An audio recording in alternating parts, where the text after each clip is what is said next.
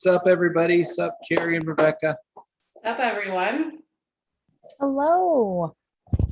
It's so great to have the team back together after last week. Carrie was out and Rebecca was out, and Rebecca, I'm noticing something different about you that might have to do with why we didn't see you last week on Tuesday. Yeah, I sure missed you guys last week. I was in a fair amount of pain from a wrist fracture. I will tell you that it was a kickball incident, and that I'll just leave it there, because there you go.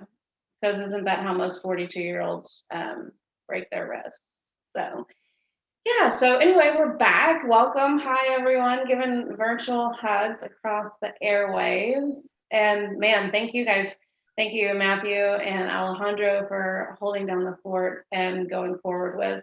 Oh, I hate that I missed Carol because I just love Carol Bailey. But you guys took care of it, so thank you for doing that. That's teamwork, right? Teamwork makes the dream work.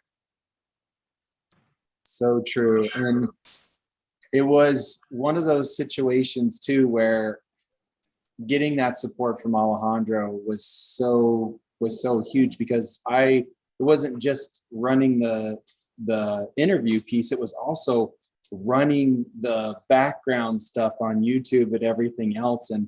And so having that support, and like you said, teamwork makes the dream work. That's so true. So again, I want to just echo that. Thank you to Alejandro for coming on and helping out, and for Cheryl being on too and telling us about Bingo.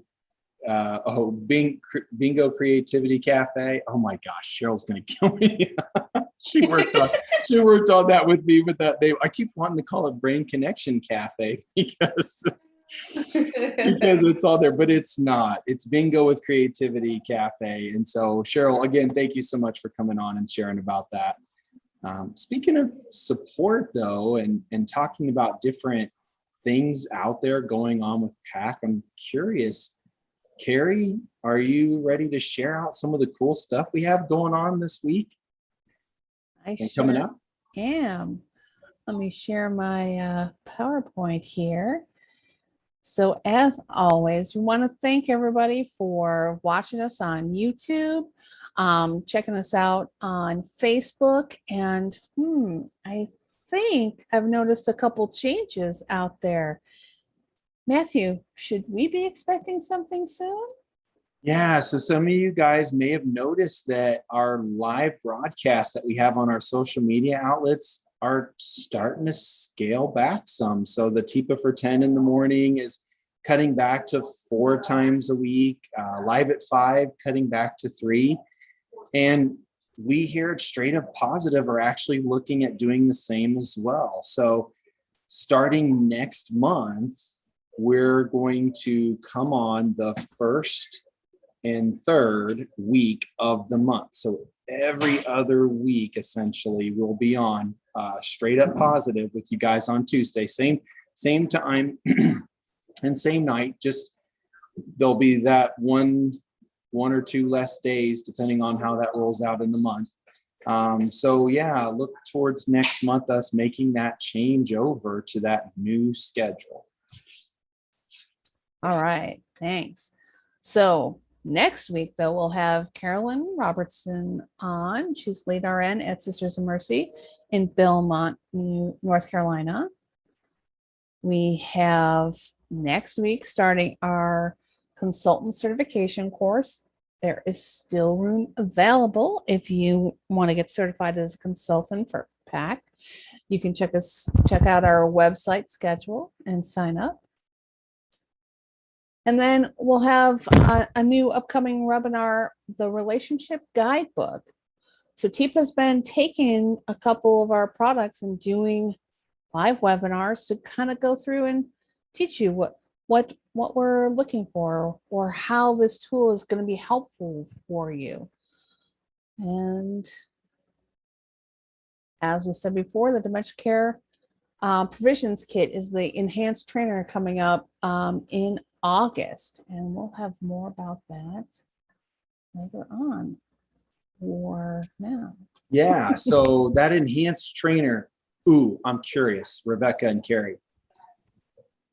Have you ever had a situation where you have done something a number of times and you were feeling like, wow, man, I could really kind of do this in my sleep a little bit. Like, I feel like I've done it so many times and I've done it this certain way so many times. I really not having to work as hard as I had before to do it.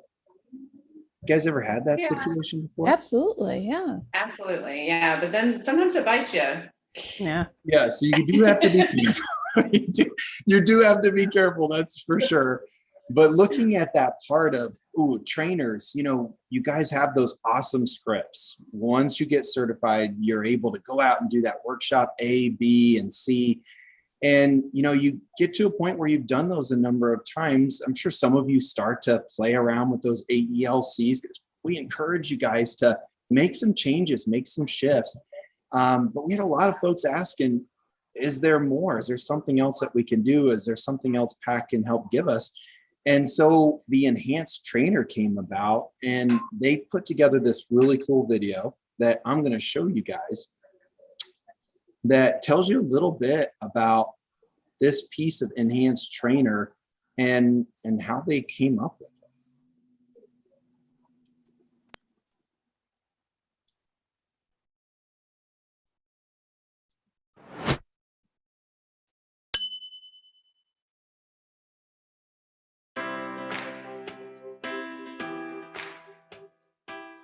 Normal aging, slower to think, slower to do, hesitates more likely to look before leaping.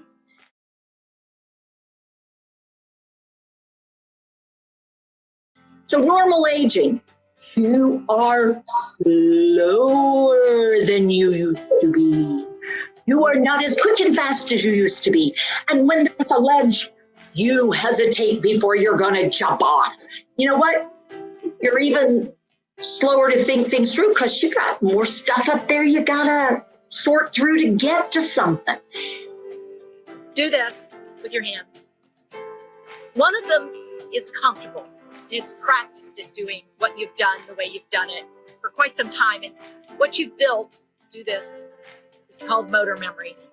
For a lot of us, this non-dominant side isn't particularly skillful. This one's got to develop some skill. So, trainer, presenter. Learn how to fly.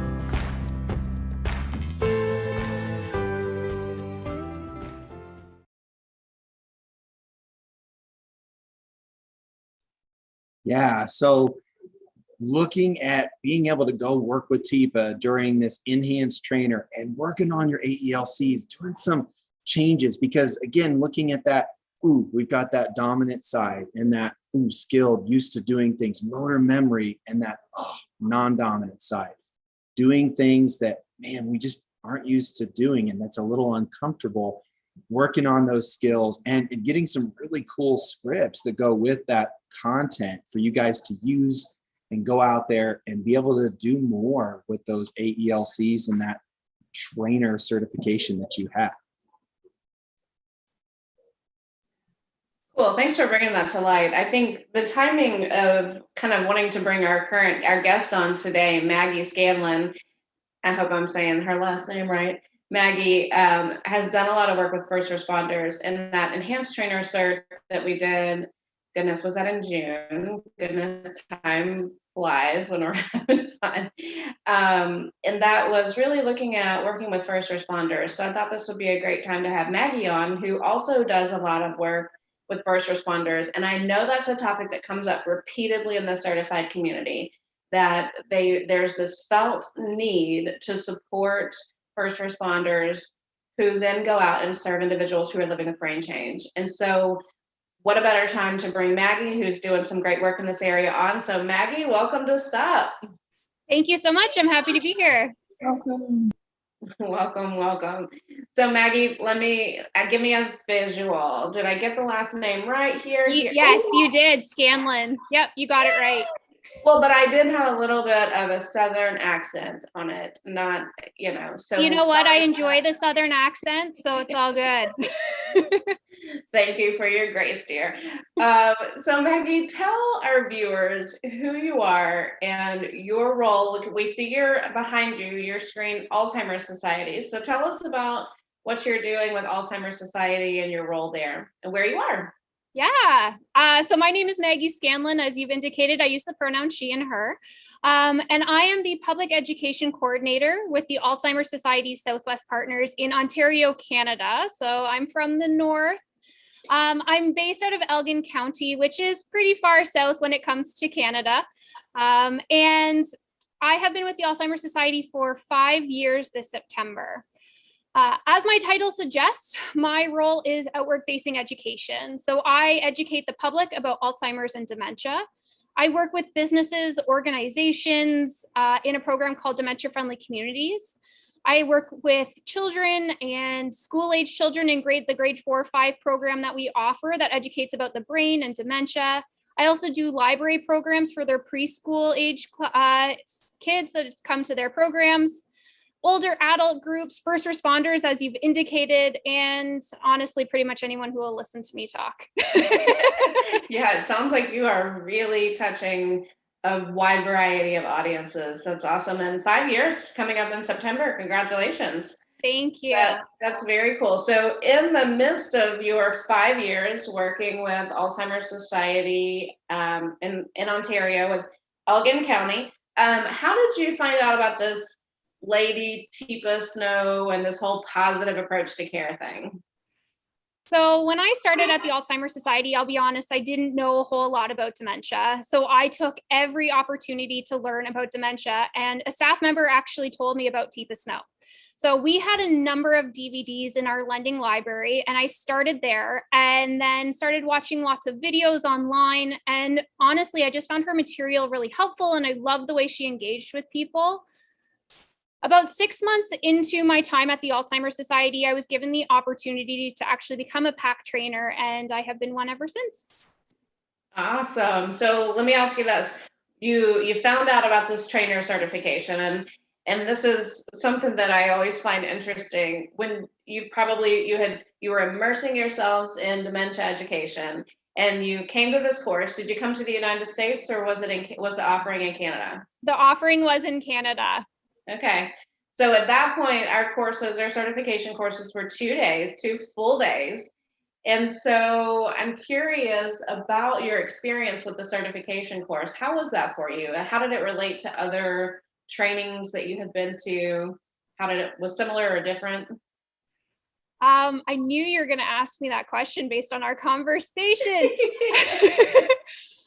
So despite the fact that my job is very extroverted, I'm actually a very big introvert, and I love sitting at the back of classrooms and listening and processing the information. And I'm a kinetic learner, so I write a lot of stuff down. But if people ask questions, I'm always that kid that's like this in school, like head down, don't make eye contact. And actually, Tipa walked right over to me at my table with my head down, hands up, and started engaging with me, which was mortifying for the introvert inside of me. So it was different in the sense that she obviously is very engaged with the participants that are in the space. And I think, doing education the way that I have for the last 5 years, I have the appreciation for that. And the introvert inside of me was going, why? No. But as the educator, you want to be engaging with the people who are sitting in that space. And that was really something that stuck out to me. It also gave us the opportunity to really try the material, right? So it wasn't just sitting back and listening, but it was also getting the opportunity to try it out and learn from your mistakes while you were doing it. So that was really helpful as well. So Maggie, as a fellow introvert, I totally understand what you're talking about. This moment of, oh my God, I think she's walking towards me. Oh my goodness. Okay, here she comes.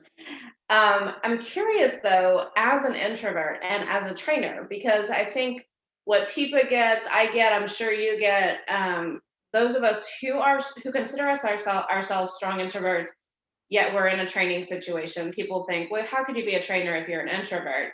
How did that, and I'm going off script a little bit, and I apologize. I know you are such a plan ahead person, and I love that about you, but this is something that I feel like you can address in the moment. Has that helped you, particularly in what we're going to dive into, working with first responders, people who maybe have personalities that they don't want to be picked on, they want to sit in the class? I'm curious how that experience with Tipa, because Tipa knew you were an introvert when she did that. I mean, I haven't asked her, but I know enough about Tipa to know that she knew you were an introvert, and she knew just how to support and nudge you without pushing you too far. I mean, it's just such a skill that she has, and I think we can all learn from.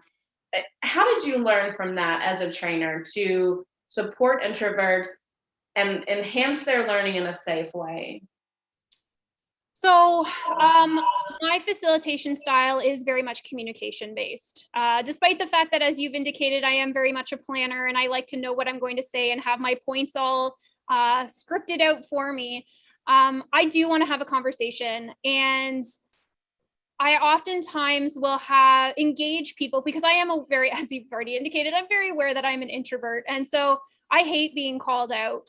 So one of the things that I've started doing in my, and police officers, and that's the primary group that I've done a lot of work with, are type A personalities. They're, for the most part, they're jumping in, right? Like there is no fear. Probably most of them are extroverted because they have to be, right? It's the same with my job. I have to be extroverted in my job. So it's an interesting dynamic that happens where when I'm educating, I will ask people to take part by raising their hands or by yelling things out, or, in the virtual world that we're living in, to message me, and even private message me if they don't feel comfortable asking a question to the larger space. So those are some of the things that I've done. I also always stay behind after a session to allow people to come up and talk to me, because I recognize that not everyone feels comfortable yelling something out. And even if, you're doing your best to create a space where people feel safe asking questions, it's such a sensitive topic when it comes to dementia. And so many people have experiences with their dementia journey where they want to talk about something that's happened to them that's personal. And even with police officers, and I'll talk about this in a little bit, but after my education sessions, I almost always have an officer that will come up to me and say, "Thank you so much. I now know why my aunt, my grandmother, grandfather, family member, friends, whoever, this hit so many nails on the head for me, and I now can see these things." Yeah, for sure. And you know what, Maggie, you just brought an important point to light. That piece of staying around.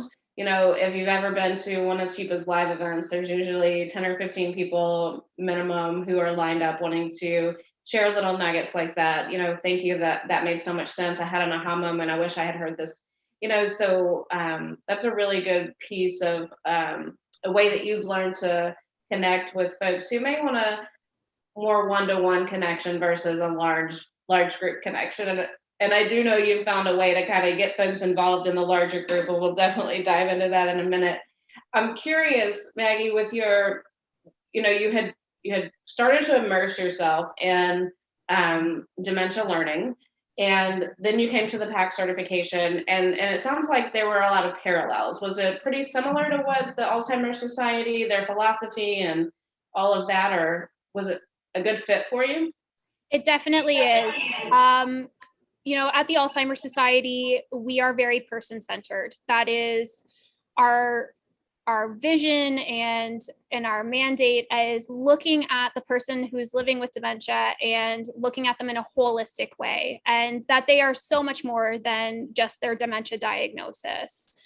So, the Alzheimer's Society, we do Dementia 101 education that talks about what dementia is. And we, at the Alzheimer's Society, use the 10 warning signs to talk about the warning signs and symptoms of dementia. And it often parallels what Tipa does with regards to normal versus not normal aging. And I do this, I'll share this. I know this is a question you're going to ask in a little bit, but I am a care partner for my grandmother. And oftentimes what I'll do is I'll talk about normal aging, but then I'll talk about not normal aging. And I'll talk about what with my grandmother, the things that I've seen and what dementia actually looks like, right? Because we put the 10 warning signs up and, or, you know, what's not normal with aging. And all of a sudden everyone's like, I have dementia. They get to like 3 or 4 and I can watch their eyes get big. And all of a sudden they're like, I know exactly what their thought process is. Yeah, we all experience it, normal aging, right? Yeah. Stress. But honestly, I use PAC in a lot of my education sessions. There's just so many great tools to help learners be able to put the pieces together and understand dementia in a different way than me just talking at them. It doesn't get the point across. And that's my job as a PEC, a public education coordinator, is to engage people and to educate people. So the more tools that I have in my toolkit to be able to do that, the better I'm going to be at my job. Yeah. Yeah. And you talked about that piece of that personal connection and how when you share that personal experience that you've had, it also opens up that door for, as you said, first responders or folks or anyone that you're educating in the community to feel comfortable, because you do have the personal, not just kind of the head knowledge or the book knowledge about dementia, but also that personal piece as well. So we keep flirting with this first responder piece. And so I will share with folks when we have a guest on Straight Up Positive, usually we'll meet with them beforehand, learn more about them, because I hadn't had the opportunity to work with Maggie previously. And so actually got the recommendation from our colleague, Cheryl Buchholz, and she said, you've got to connect with Maggie. And so we go through, 50 minutes of a discussion talking about all this great work you're doing. And then, by the way, you mentioned this Minds in Motion program. And so while we really wanted to talk about first responders, I couldn't leave out this Minds in Motion piece, this program that you're doing. Can you tell our viewers about that as well? Yes, I can. Minds in Motion is an amazing program that combines physical fitness with social recreation into a 2-hour program that runs for 8 weeks. It's actually done across Canada. And since the beginning in Elgin County, we've actually been very fortunate and partnered with our local YMCA to have a certified fitness instructor do the 45 minutes of fitness while I facilitate the 2nd hour of the social recreation. So Diane, who is, I'm giving a shout out to her. Diane is the fitness instructor and she is amazing. She takes the time to get to know our participants and engages them throughout the session. She always says that any movement is better than none. And if people want to get up and dance to the song, she will get right up there and dance with them. She is so encouraging and so energetic. She creates a unique playlist every single week. It's never the same program, which our participants absolutely love. And pre-COVID times, we actually did the program at the YMCA. So it wasn't a person living with dementia and care partner going to a long-term care home or coming to our office. They got to go to a gym and do fitness at a gym. So really helping to, and it's amazing because again, Diane would be having so much fun and then we would have so much fun. And all of these people who were part of the Y were like, what program is that? I want to take part in that program because that seems like super fun. And it's just, it's such an amazing program that she does such an amazing job of engaging our clients and ensuring that they're having a good time. So we've actually done a lot of different things with the social recreation program in the 2nd hour. And pre-COVID, we did Winter and Summer Olympics, where we actually asked our local member of provincial parliament to come to the session and hand out the medals to our winners. Nice. We've had guest speakers on a variety of topics that are all determined by the participants. We've discussed travel, done show and tell, painting, crafts, gardening, sharing of recipes to create a Minds in Motion cookbook, and so much more. We've actually have transitioned this program to being online for our clients during COVID-19.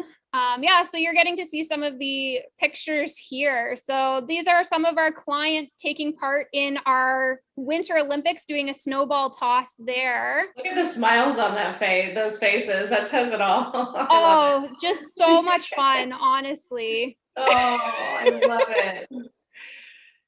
Yeah, and then this was making of snow angels or igloos. So we had a snow sculpture contest. This is our Winter Olympic theme activity, where people got to create sculptures and then they were judged, air quotes on that,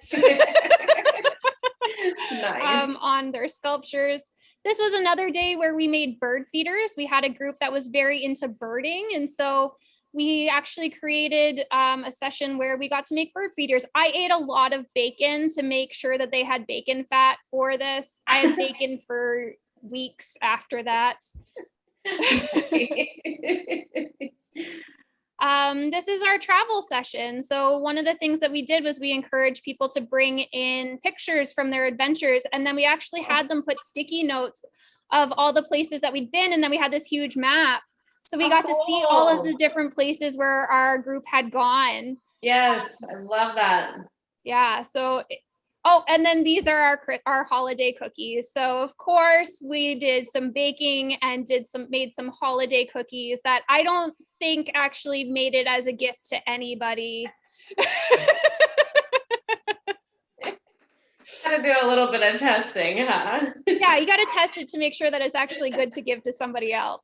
So, man, you guys have done a wide variety of activities. And I love what you said. What was it, Diane, that says any activity is good activity? Is that what she said? Yes. So, how cool. So, I mean, it doesn't have to be, going and walking 5 miles, but just something that's going to stimulate that brain, stimulate that body. I love it, man.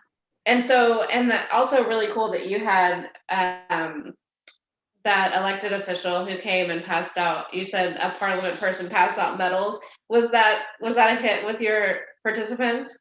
It was a huge hit. He actually came and took part in the session. So he was competing against our clients as well, which they thought was hilarious to see an elected official come and do snowball toss and curling and a hockey shootout. Because we had different stations set up. So they had all of these different activities that they were doing. And so they thought that it was just a riot watching him have a miss after miss after miss. But then, to have him hand out the medals, we had one client who was just beside herself, excited that he was handing out to her the gold medal. So wow. It was an awesome day. Shout out to that member, that elected official too. Wow. I mean, that is a big deal. And not just to be there for the ceremony piece of it, but actually to have fun. That's very, very cool. I love it. We're very fortunate in our area to have wonderful members of parliament. Both the provincial and federal have attended our Minds in Motion sessions to take part just for a couple of hours in their day to get to meet the clients and do something fun. So we're very fortunate in Elgin. That is so cool. So we can all take a little sound bite here and send it to our officials and oh wait, sorry, never mind. So let's get to this first responder piece. So let's talk about what you've been doing. So you kind of had a back way in how you started this whole program. Tell our viewers about how this all got started, the Finding Your Way program. Yeah. So in Ontario, we have a program called Finding Your Way. You can check out the website, findingyourwayontario.ca. The program is designed specifically to educate people about Alzheimer's and dementia and the risks associated with going missing.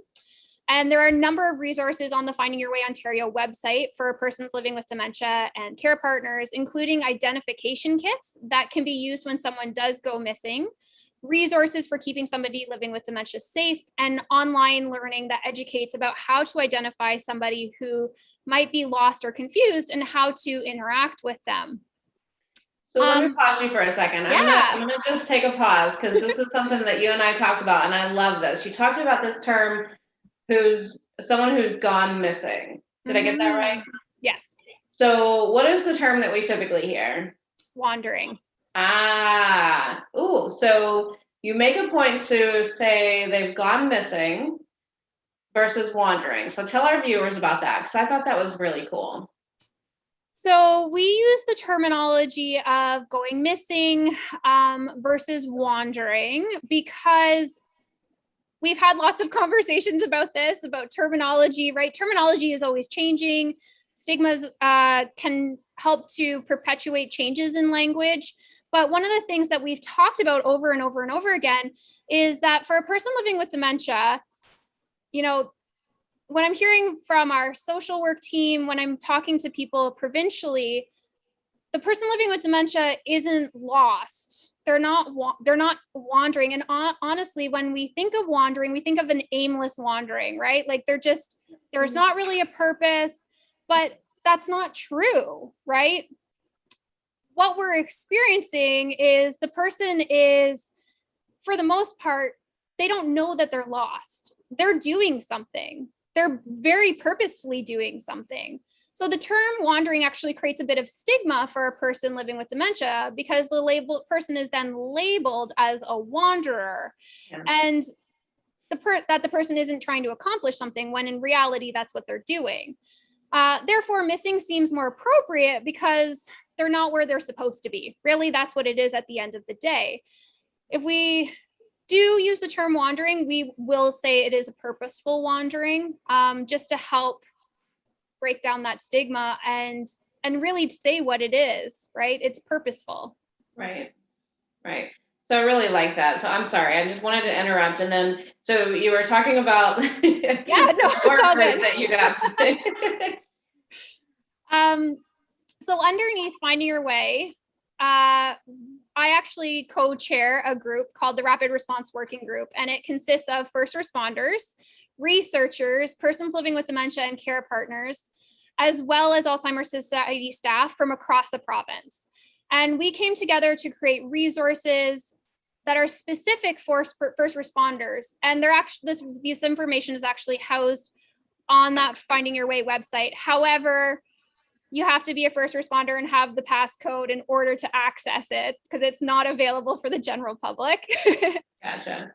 So this group actually started with police services from across Ontario to create best practices for when a person living with dementia does go missing. Together, we've created a slide deck that are used by the 27 chapters in Ontario for providing education to police services in their area. We've also created a police service guide, which I had a copy of sitting on my desk, and of course it's now gone missing. And we have hard copies and electronic copies of it, as well as we're working on developing online education for services that can't bring in somebody because they're too small or they don't have that capacity to be bringing in somebody to do in-person education, as well as developing a tip card that officers can actually carry on their person and reference whenever they need to. When we created this working group, we recognized that first responders could not be lumped together. Their needs are so different, from police service to fire service to EMS. So we decided to start our focus with police services. And this year we actually expanded the group and now have a subgroup of fire services, again, from across the province, with persons living with dementia, care partners, Alzheimer's Society staff, and fire services. And we're hoping to develop an EMS service or an EMS group in the coming year. So I love that piece that you just shared about it's you not lumping all EMS together. And I think that's a mistake that I know I've made in offering training. And I know another mistake that I've heard others have made is we go in with this agenda. You know, Tipa always talks about not pushing your agenda, but it's this, I can tell you, I've gone in with first responders. I've been given this opportunity to, you know, we're going to do this first responder training, go in and just teach at them. And I am guilty and I'm so sorry and I'm confessing and I've just pushed my agenda. This is what I, or the organization that I was with at the time, think that you guys should know, think that this group should know. And it didn't work so well. and your approach was so much better. So tell us what you did to really make a difference and not push that agenda like I have been guilty of and others have. So when I approach first responders, I actually was very fortunate, I'll be honest. So when I started, again, I was about the 6-month mark into my job. A lot of things happened for me at 6 months.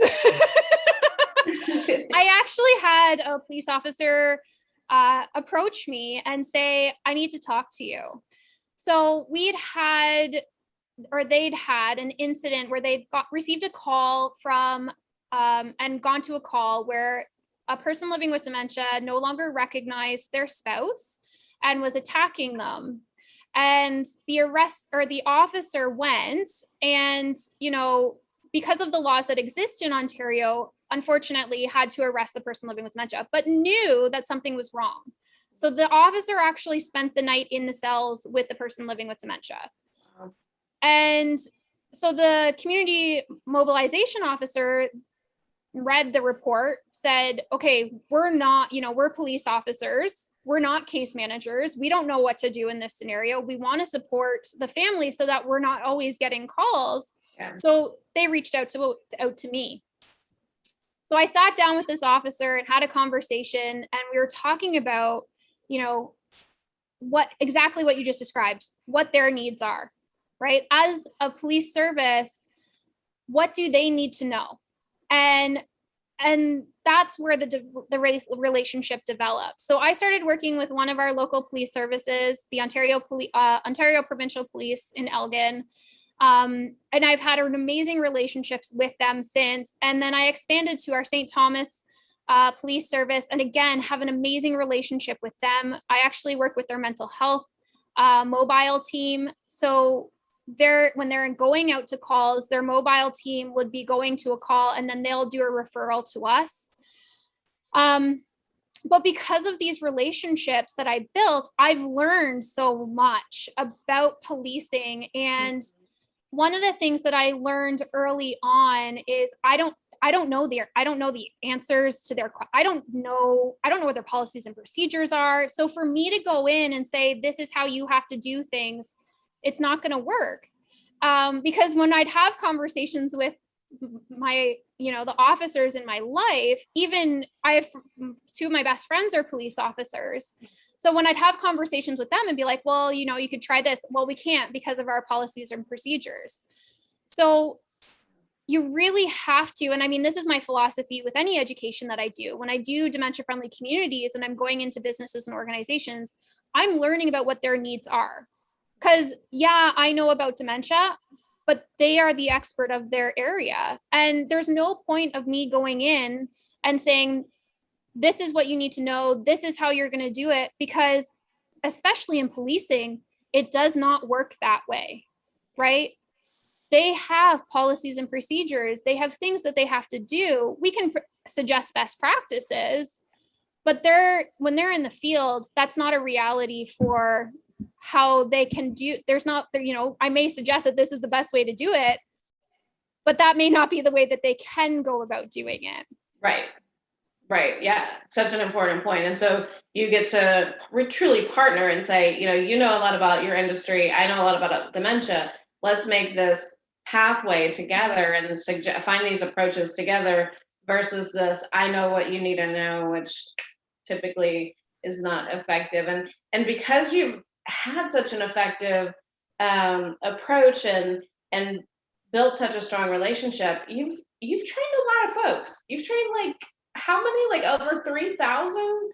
Mm-hmm. So because of the relationship that I have built with our police officers, I was actually given the opportunity to speak at the Ontario Police College. So the Ontario Police College, every single new recruit in Ontario goes through that building. Wow. I've been speaking there for about 3.5 years, I think. And in that time, yes, I have done over 3,000 police officers. And it's such an amazing opportunity to get to sit in a space with so many officers who are new to the job and are there to learn and get to have conversations with them before they're out on the road doing their job. And what my hope is that they're not going to be sitting there going to a call and going, oh, that person has dementia. That's never my goal with my education. What my goal is that they then might sit back and, wait a second. I remember this woman at the police college. I'm seeing some of these things. So maybe this person is living with dementia and maybe I need to change my approach because my engagement with them is not working right now. Yeah. And if I can help to an officer to engage differently in the community, there's so much benefit to that, right? Because persons living with dementia, and I'm hearing this across the province, I talked about that one scenario of how I started working with police services. It's not an isolated incident.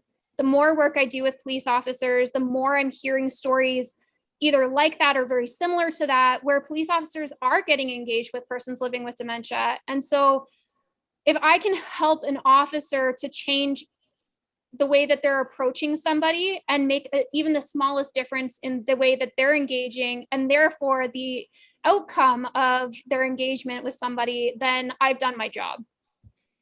Yeah, so that's such an important piece, Maggie, that you're talking about. It's not that you're expecting first responders, police officers to diagnose, I'm not saying, okay, well, this is Lewy body dementia, or this is actually, young onset Alzheimer's. No, but what you're wanting them to do is change some approaches. What you're hoping to do is support these approaches.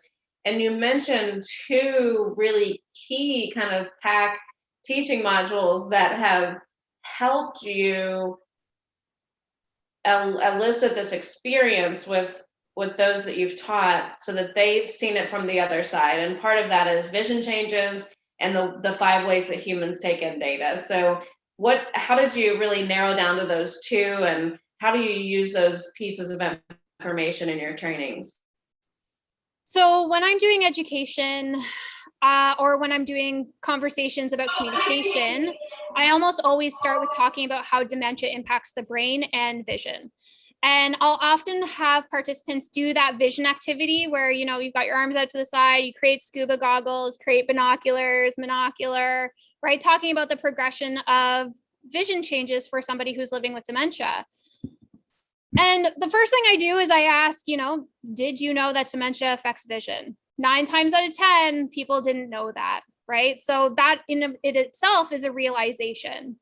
Yeah. Then when I'm talking about communication, I'll tell people that they have to approach from the front.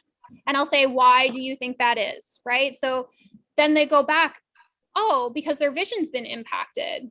Right. And so if their vision's been impacted, and I'll stand up, I talk with my hands in case you can't see that.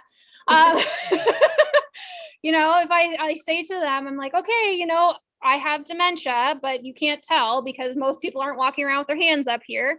What does getting into the line of sight mean? Right. And so they talk about then how much their vision or how much their approach changes just with anybody, right? Because you don't know if somebody has dementia just by looking at them. Right. And so it helps to create some aha moments. The other piece of when I do bring this up again, and the reason why I do this vision activity at the beginning is because when I start talking about missing incidents and where police officers are involved with missing incidents, when I talk about how to search for somebody who's living with dementia, again, that vision piece plays a role. We talk about, statistically speaking, a person living with dementia will travel in a straight line. Well, why do you think they travel in a straight line, right? Vision's been impacted, right? And they can pull that information together and kind of go, oh, yeah. And then we'll talk about, on issues with problem solving, that frontal lobe's been impacted, right? And so they're not going to be able to follow the path. They're going to go in with the path. They're going to go right into not necessarily the path of least resistance. They're going to go right into the thick of it. So I think, that vision activity has just been so helpful, especially with, I've done search and rescue education with police officers. That piece is so helpful for so many different pieces of education, communication, search and rescue, all of those things. It's just so helpful. And then, of course, you bring up the 5 senses. So I also discuss the 5 senses and how we take in the world around us. And I usually discuss this during the communication section about talking about using a touch if appropriate. So I love using this example from Tipa Snow and having touch be on the middle finger and getting to give a room full of officers the finger is that's probably the only time in my career that I can ever, in my life really, that I can do that. And it usually gets a good laugh too from the officers when I'm standing there giving them the finger. Yeah, so for those of you that haven't been through any Tipa trainings, we talk about vision, the 5 ways we take in information. So what I see, what I hear, touch, smell, and taste. And so we talk about, don't do that. We don't touch without first giving those visual and verbal cues. So fun. So you get to do that with a room full of officers and give that finger, and they probably give it back. And it really gets the point across, though, that idea of don't touch without first getting that visual verbal cue, because this is not a good way to start an interaction. So very cool. I love it. We got to find what works for kind of getting someone's attention. And part of that, Maggie, for you, I know, is just your passion. And you mentioned, your own personal experiences, and this really just feels like the place that you are meant to be serving. And that's really cool. It really comes out in you sharing your story. Anything else you want to add as far as that, your personal experience and how you got started? I mean, we're just so impressed with what you're doing, and hats off to you. Anything else you want to share about that? Thank you, first off. I love what I do. And it was interesting because I think I said this already, but when I started at the Alzheimer's Society, I really did not know much about dementia. And my grandmother was probably mid to late stage dementia by the time I started working for the Alzheimer's Society. Both of my grandmothers are living with dementia. My one grandmother has since passed. But I have, looking back, I see all of it now, and I'm like, oh, this makes sense of why she did this, or why she interacted that way. And it's interesting because I've already indicated that I share my story about being a care partner for my grandmothers. And I find that sharing stories with the people that I'm doing education with is so important, because people relate more to those stories. I could talk about dementia until I'm blue in the face, but I tell somebody about, having this look of terror on my grandmother's face because I didn't approach and listen to her nonverbal cues. And that's what they take away, right? They listen to those pieces. And I also talk about, at the time when I had this incident with my grandmother where I didn't listen to her nonverbal cues, and she had no idea who I was and all of those things. I talk about the fact that I was working for the Alzheimer's Society, and that as professionals, we make mistakes. And that's okay that we make mistakes. What is really important when we make those mistakes is that we learn from them, right? And the thing is that every person living with dementia is different. You meet one person living with dementia, you have met one person living with dementia.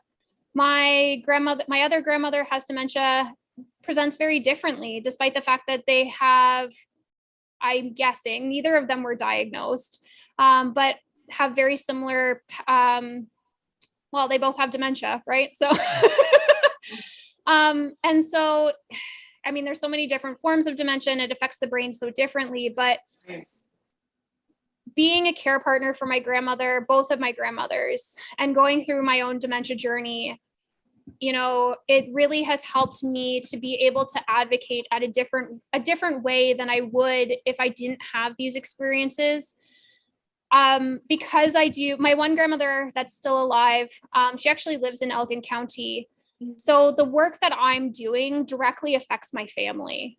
And so I want to make sure that she's receiving the best support when she's out in the community and engaging with people.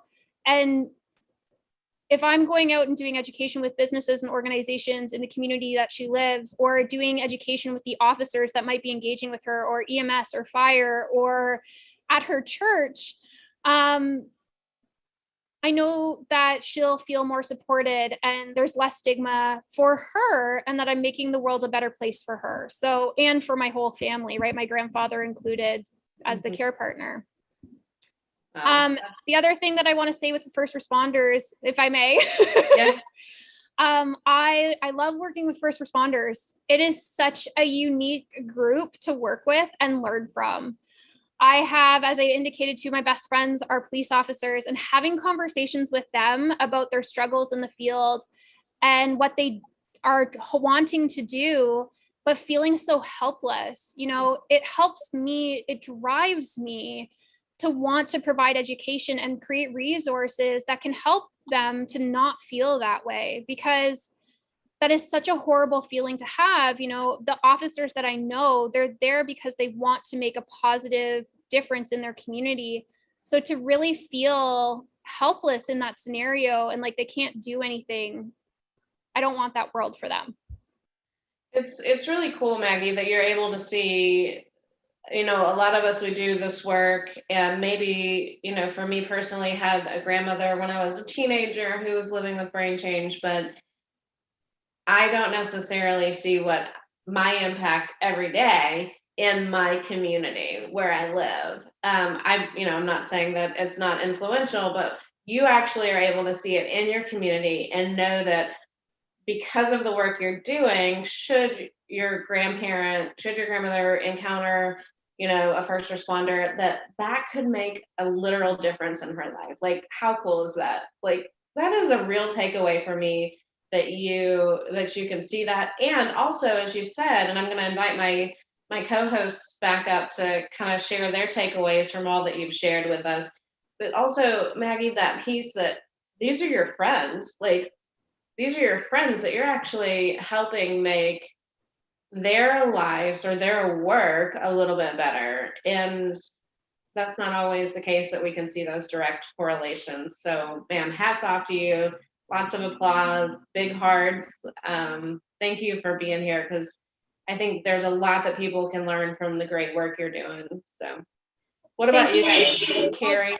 Oh, go ahead, Maggie. I was just going to say thank you so much for having me and for giving me the space to share what I'm doing. And hopefully there's people out there that, this has maybe been helpful for them. And I'm more than happy to have conversations with people. I will say that, but I will stop talking now.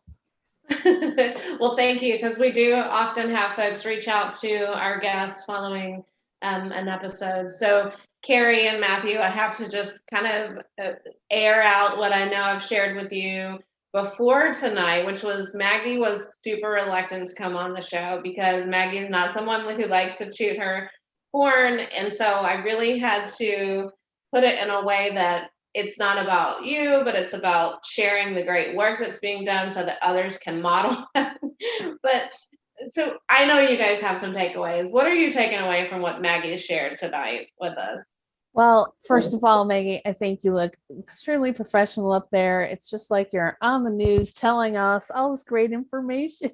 I think you look comfortable. So way to go with that.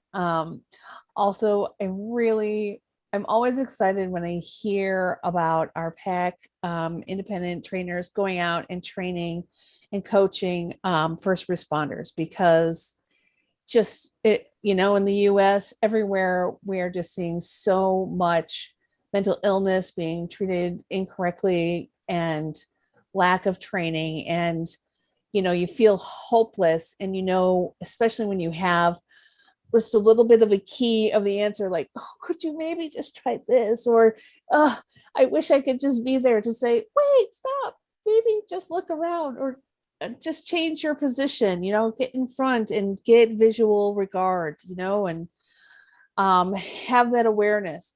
Something just isn't right here. So that always just gives me so much great hope for our world. No doubt. No doubt. Thanks, Carrie. How about you, Matthew? What's a takeaway that you have from tonight? Man, I tell you what, a lot. There's a lot that I'm taking away from tonight, but I hate to sound like a broken record, but just continuously hearing how this Pac training, these approaches, the use of the AELC, it isn't and doesn't necessarily have to be just with educational resources for about folks who are living with dementia or about dementia. It can be used for so many different things in so many different ways. and how effective it can be in those moments. And you get those people who come up and like, oh my gosh, this totally explains why I saw this, or I get it now. It just helps to bring all of that together and just make that experience that much more powerful. So for me, like I said, I hate to be a broken record, but it just keeps reminding me of that hot sauce commercial. You can use that on anything. So that's my takeaway. Absolutely. Hey, this works. I love when people say to Tipa, this stuff works. Like, with the surprise. Oh yeah, well that's why. Maggie, I'm curious, what is the last takeaway that you have? Again, thank you for being here. Thank you for sharing your story.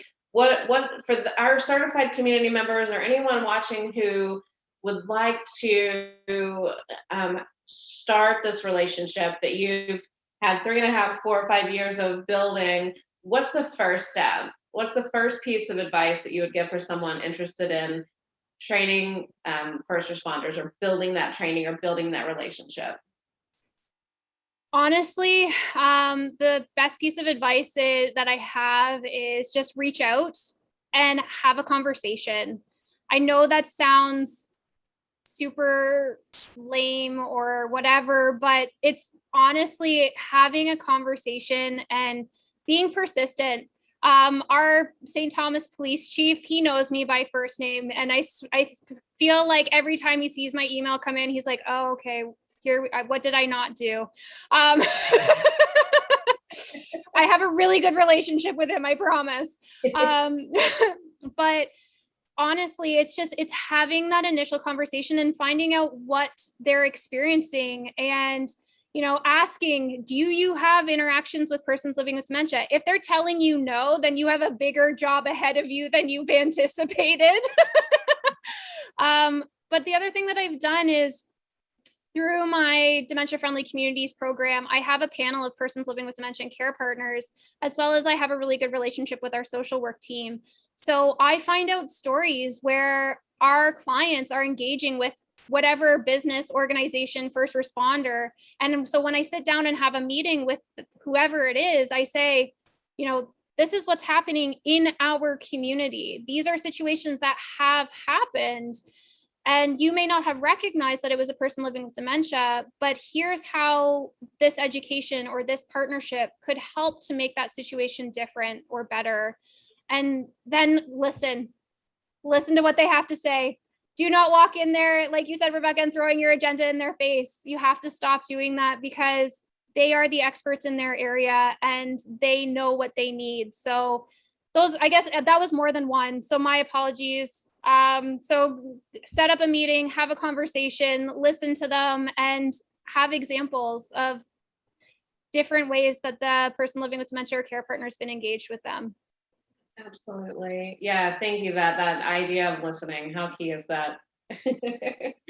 And also that piece that you said, Maggie, about bringing real life experience. So this is not some abstract thing that maybe is happening somewhere else, but this is something that happened in our community. I can tell you this story, and maybe the people that were involved didn't know that this person was living with brain change. This is what happened, and here's how we could make it different. And I think that the gravity of making it real is really important. That's a really great point as well. Maggie, this was not your first choice to come on and be with us, because you are a very humble, awesome servant, professional. And this was not exactly what you wanted to do, to come talk about yourself, but we're glad you did. I think there's a lot of takeaways. I have a feeling you're going to have some folks follow up with you with more questions. Thank you for representing PAC well in your area, and for all the great work you're doing. And for anyone that's interested in learning more about our enhanced trainer courses, please look at our website. Matthew talked about that at the beginning of the episode.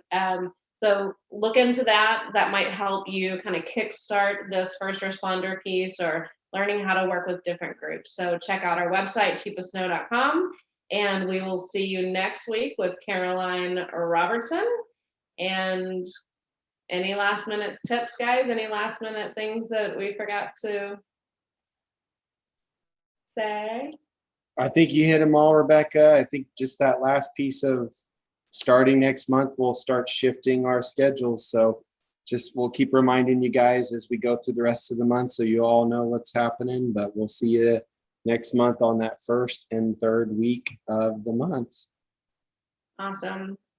Good to be back, everybody. Good to have our little SUP community back together. Air hugs for everybody. See you next week for another Stay Positive. Stay positive, guys. Bye, everybody.